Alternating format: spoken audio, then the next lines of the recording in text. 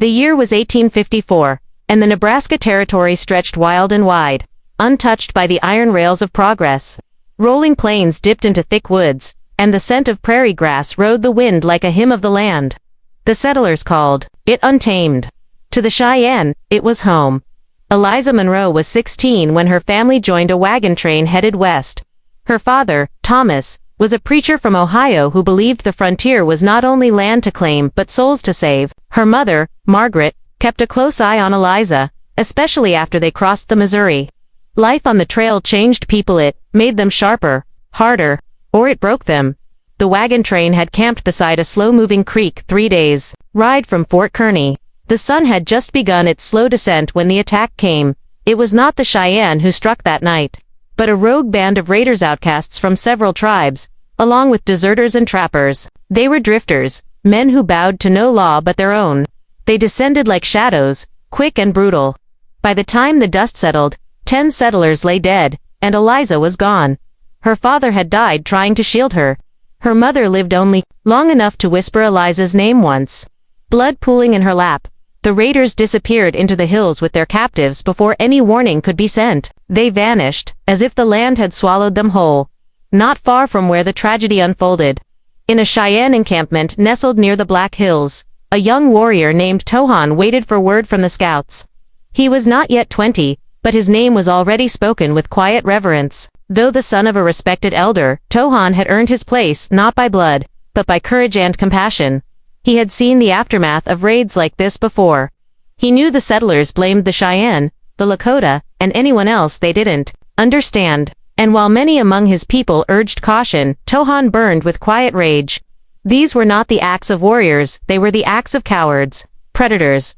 When the news of the settler attack reached the camp, brought by a Shoshone scout, Tohan listened carefully. A girl had been taken, the scout said, young blonde hair, bound and thrown across a horse like spoil. Tohan asked only one question. Where? Eliza had not spoken since that night. Her wrists were raw from the leather bindings, her mind reeling with the horror of it all. She had seen her father's blood on the grass, her mother's hand slipping from hers. The world had gone dark, and now she was trapped in it. The raiders, led by a cruel half-French trapper named Laroche, treated her as a trophy. They kept her in a separate lean-to, guarded at all times. Laroche said they'd get a good price for her down south, where certain men paid dearly for girls with pale skin and frightened eyes. But Eliza wasn't just frightened, she was angry. Grief burned in her chest like a second sun. She had nothing left to lose. And that made her dangerous even if she didn't yet know it. Tohan left the Cheyenne camp before dawn, alone. He had no orders, no sanction from the elders. Some called him reckless, others called him foolish. He didn't care. He knew the raiders' patterns, and he could read the land like scripture. By the time the sun rose over the plains, Tohan was already on their trail. He rode without rest, following broken branches, discarded scraps, and the smell of smoke on the breeze. His mind was calm, but his heart beat with purpose. This was not about war, or revenge, or politics. This was about justice, and perhaps something more, because in his dreams long before the raid, before he'd even heard of the settlers, Tohan had seen her. A girl with sunlight in her hair, standing at the edge of a great fire. He never told anyone, not even his closest friend. But now, with the wind at his back, and destiny ahead, he wondered if the spirits had been trying to tell him something all along. Tohan had grown up among the buffalo grass and cedar-swept plains, where the wind spoke in whispers and every animal left its mark on the earth. Tracking came as naturally to him as breathing. But this time, the trail was cold. The raiders had doubled back through a rocky canyon, covering their tracks with care. They knew someone might follow. Still, they had made mistakes. A charred piece of rabbit bone left near a stream. A broken arrowhead snapped in haste. Tohan knelt near a patch of flattened grass and pressed his fingers into the earth. The weight of a horse, heavy, nervous, 5 or 6 in the group, judging by the spacing of the prints. One horse was lighter, carrying a smaller load. That was her. The signs were few, but they were there. And to a Cheyenne warrior who knew how to read them, it was enough. Tohan pressed on. Riding swift wind, his coal-black Mustang, through narrow canyons and across sun-scorched plains. He slept little, ate less. Every mile took him farther from the safety of his people and deeper into danger. He didn't care. Something greater than fear guided him now. Eliza had stopped crying days ago. Tears, like hope, were useless here. The raiders had traveled east into rough terrain, dry rocky hills where even the scrub brush looked like it wanted to die. The lean-to was gone now. She was bound to a tree at night, her hands chafed and swollen. LaRoche watched her like a hawk, his dark eyes always calculating. He spoke to her in a low drawl, French and English mixing like oil and water. "You're a valuable little bird," he told her one night, poking the fire with the end of a stick. "Soon, I trade you for enough silver to fill a man's pockets. Or maybe I keep you." Eliza didn't answer. She wouldn't give him the pleasure. In her mind, she replayed her father's voice strong, clear, quoting scripture as he walked beside the wagon. She remembered her mother's hands, her laughter, her younger brother, Sam, who had died on the trail weeks before from fever. Everyone she had loved was gone. But something inside her refused to break. Maybe it was anger. Maybe it was faith. Or maybe it was something else entirely. Tohan found the first real sign of them on the 5th day. A scrap of calico caught on a juniper branch. He held it between his fingers, recognizing it instantly as a settler's fabric. The raiders were close. He waited until dusk before making his move, circling wide to avoid alerting their sentries. From a high ridge, he spotted their camp, a small cluster of tents and lean-tos around a smoky fire tucked beneath a rock outcropping. There were 6 men, 1 woman, bound and slumped near a tree. Tohan's breath caught in his throat, even from a distance.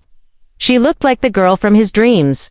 He watched for hours, memorizing their movements. LaRoche, he noted, kept a pistol close and rarely strayed far from the fire. 2 others drank constantly. One was already asleep, his boots off. The camp was lazy, confident. That would be their downfall. Tohan waited until moonrise before descending into the ravine, silent as the wind. He moved, like a shadow, using the rocks and brush for cover. He had no plan but one: free the girl, whatever it took. Eliza opened her eyes to movement in the darkness. At first, she thought it was a dream. A figure tall, lean, with long dark hair moved toward her. Not one of the raiders. This one walked like a wolf, low and silent. His eyes locked with hers, and she saw no cruelty in them. Only fire. He knelt beside her, pulled a knife from his belt, and sliced through her bindings. She didn't speak. She barely dared to breathe. Tohan placed a finger to his lips, signaling silence. Then, he gently took her arm and helped her to her feet. Behind them, one of the drunk men stirred in his sleep. A branch snapped, then came a shout, "Hey!" All at once. The camp erupted. LaRoche leapt to his feet, pistol in hand. Another raider scrambled for his rifle. A shot rang out, sparking off a rock near Tohan's shoulder. "Run!" He barked in English, and Eliza did. Tohan pulled his knife and charged one of the men head-on, ducking under the swing of a club and driving the blade into the raider's side. He spun, grabbed Eliza's hand, and pulled her into the night.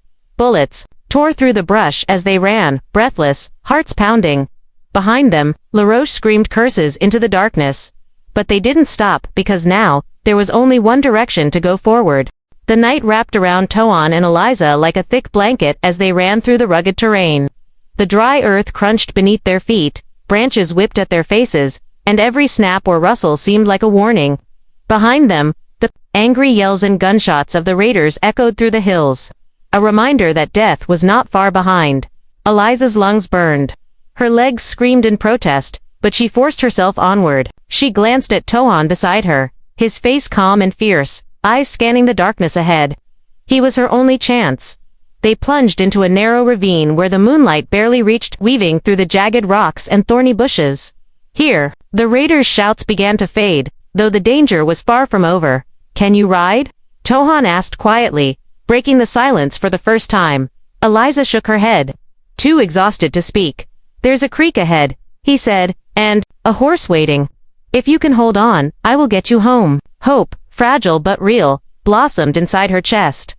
They reached the creek, and Tohan's black Mustang stood tethered near the water's edge, muscles rippling in the moonlight. Without hesitation, he untied the reins and swung onto its back. Eliza hesitated only a moment before he held out a hand. "Come," he urged. She climbed on behind him, clutching his waist. The cold night air bit at her skin, but the warmth of his presence was steady and grounding. They rode hard and fast, the Mustang's hooves pounding against the earth, carrying them away from the raiders and into the unknown.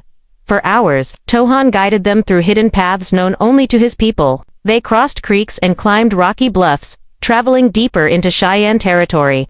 His mind was alert, watching for signs of pursuit, but no shadow followed. As dawn tinted the sky pink and gold, exhaustion claimed Eliza. She leaned against Tohan, her body trembling but alive. "Thank you," she whispered. Tohan shook his head. "No thanks, you are strong. You survived." In the quiet moments that followed, Eliza found herself wondering about the man who had risked everything to save a stranger. His dark eyes held stories she longed to know. But the world was still too uncertain for questions. Back in the Cheyenne camp, the news of the raid and Eliza's rescue spread quickly. Some elders frowned at Tohan's recklessness. Others admired his courage. But no one doubted the girl's fate now rested in their hands. Tohan introduced Eliza to the camp gently. Aware of the fear and mistrust that lingered between settlers and the Cheyenne, many among his people had suffered too. Hunted by soldiers and settlers who did not understand their ways. Eliza met those who would become her protectors, women who taught her to move silently through the woods, to find food, to listen to the language of the wind. She began to learn that survival was not just about strength, but respect at night. Beside the fire, Tohan and Eliza shared stories of their worlds. She spoke of Ohio, of church pews and quiet town streets. He told her of buffalo hunts, of the sun and the moon, and the spirits that watched over the land, though their cultures were miles apart. Something bridged the gap of fragile trust, a growing bond. But beneath it all, a shadow lurked. And his men had not given up. They were mercenaries, hardened by greed and violence, and they would not rest until Eliza was back in their hands or dead. Tohan knew that the greatest battle was yet to come. The days that followed Eliza's arrival in the Cheyenne camp were a mixture of cautious peace and restless preparation.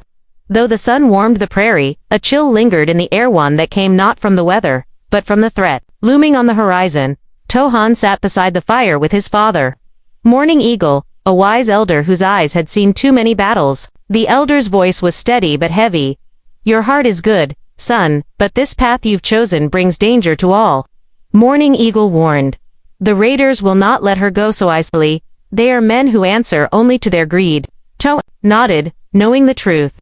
He had always walked between worlds, the traditions of his people and the shifting tides of settlers pushing westward. But now, this was personal. Eliza, meanwhile, was learning to live in this new world, a world far different from the one she had known.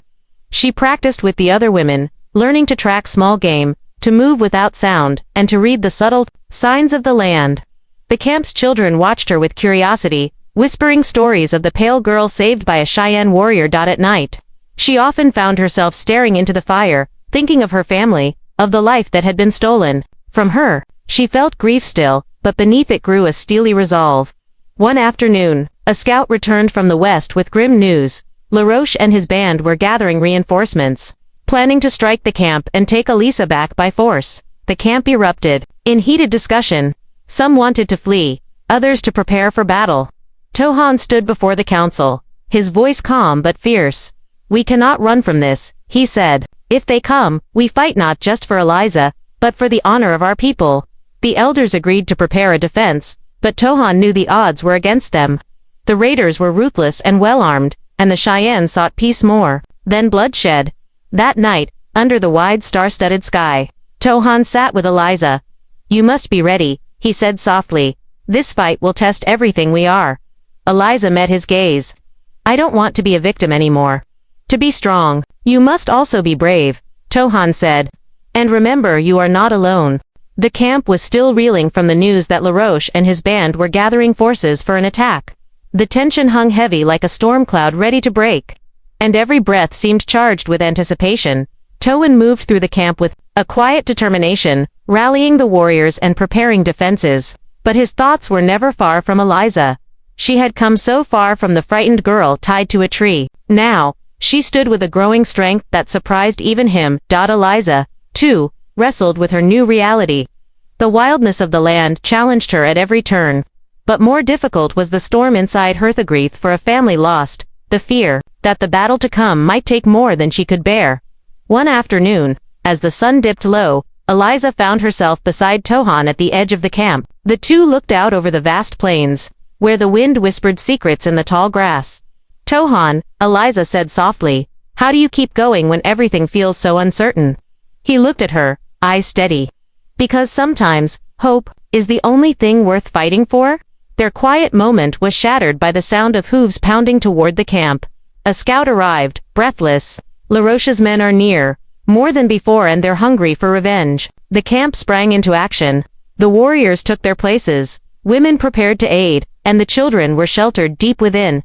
That night, as the fire burned low, and the stars watched silently, Toan and Eliza stood together, knowing the coming dawn might change everything. Whatever happens, Toan said, we face it together. Eliza nodded, courage blooming in her chest. We will not be broken. The morning after the battle dawned quiet and golden, as if the earth itself was holding its breath. The Cheyenne camp was a place of healing, now wounded bodies resting beneath canvas and lean-tos.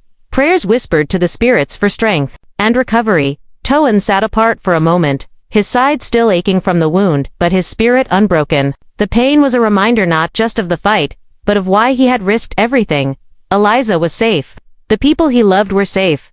Eliza, too, was changing. The girl who had once been lost in grief was now a woman shaped by courage and resilience. She walked the camp with a new purpose, learning from the women who had become her family. They taught her to sew, to track, and to honor the land that was now her home. But there was something deeper stirring in Eliza's desire to bridge two worlds, to find peace between the settlers she came from and the Cheyenne who had saved her. One evening, beneath the vast sky filled with stars, Elisa spoke quietly to Tohan. I want to tell my people about you, she said, not just the stories of war, but of kindness, bravery, and honor. Maybe then, they will understand. Tohan smiled, the firelight dancing in his eyes. Perhaps that is the way forward, he said. Not with swords, but with stories. Their bond, forged in the fires of danger and tempered by healing, grew stronger with each passing day. And though the shadows of the past lingered, hope like the rising sun promised a new beginning. The seasons turned, and with them, the land breathed a quiet peace. The Cheyenne camp thrived, its people weaving the threads of survival, hope, and resilience into the fabric of each day. Eliza had become part of this world not as a captive, or a stranger, but as a bridge between two cultures. She wrote letters by firelight, her words carried to distant settlements, telling tales not only of hardship but of honor, courage, and the humanity she had found among the Cheyenne. Tohan watched her with quiet pride. The girl he had risked everything to save was no longer the frightened child lost in the night. She was a symbol of what could be understanding across divides, a hope for peace in a fractured land. But the past never fully fades. One afternoon, a rider approached the camp, bringing news that stirred the winds once more. LaRoche had been captured by soldiers near the Missouri River, his reign of terror ending at last. Relief washed over the camp. Justice had come, though the scars would remain. Tohan and Eliza stood side by side at the edge of the plains, watching the sun sink low, painting the sky with hues of gold and crimson. Your people are far away, Tohan said softly. Will you stay? Eliza looked toward the horizon, then back at the faces around her, the friends, the family she had found. This is home now, she said. Not because of where I was born, but because of those who stood beside me when I needed it most. Tohan smiled, the warmth of the moment settling deep in his heart. Together, they faced the coming days not as enemies, but as allies bound by courage, trust, and a shared hope for a better world. And in the vast silence of the prairie, beneath endless skies, a new story had begun.